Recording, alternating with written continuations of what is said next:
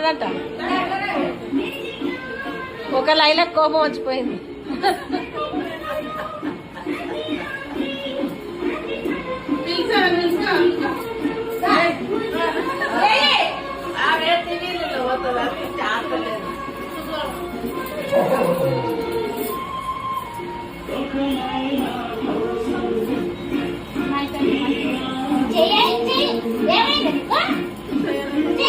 అడంత మంచిగా చేస్తుంది డాన్స్ అప్పుడు. అదే కదా అదే కదా.